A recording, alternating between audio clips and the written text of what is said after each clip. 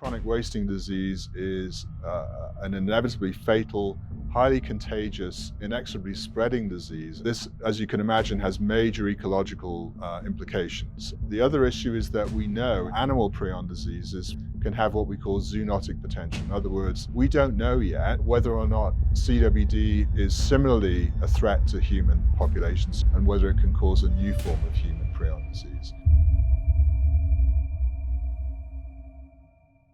So what is chronic wasting disease? Chronic wasting disease is an infectious disease of members of the deer families. It is caused by a unique infectious protein. Most disease is caused by either a virus or a bacteria, and this is neither of those. So this was a revolutionary idea when it was first proposed because it contradicted so many things that we knew and understood about how infectious agents worked. The term prion is defined as a proteinaceous infectious particle that lacks nucleic acid, composed entirely of an abnormal isoform of a cellular protein. CWD is very different. All prion diseases are very different. It sort of threw the dogma of what an infectious agent is out the window. So an infectious protein is one that has mutated and misfolded, and when it comes in contact with a normal protein, it can cause that normal prion protein to also misfold.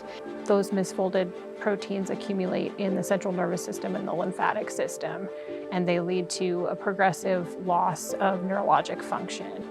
In chronic wasting disease, the clue is in the name. It involves wasting of the condition of these animals. They look emaciated. Skinny, drooling.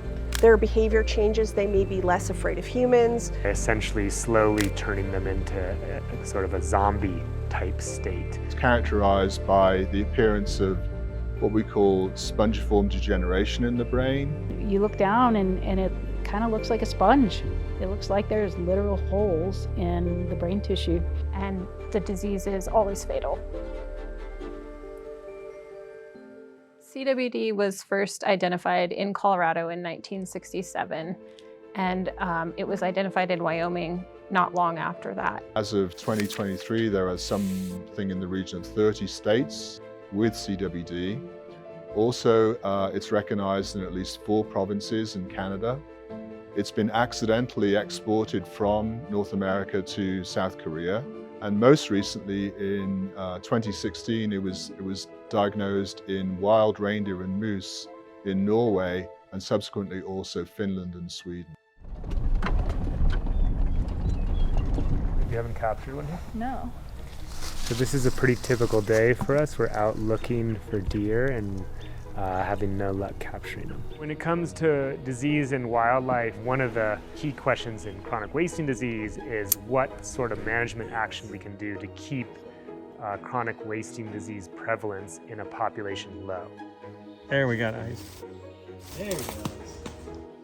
But in many free-ranging cervid populations, we don't really know what the impacts will be yet. What we can say with confidence is that CWD is impacting our cervid populations and that will have an impact overall on our ecosystems. So finding ways for people to live sustainably with chronic wasting disease while protecting our wild deer and elk populations is really important. So not only do we want to develop therapeutics and vaccines, but we also want to hedge off any potential of zoonotic transmission of chronic wasting disease to human populations. There are no drugs, no cures, no palliative treatments. This is a major drive in the field to understand the basic biology of these diseases. Can we take what we know?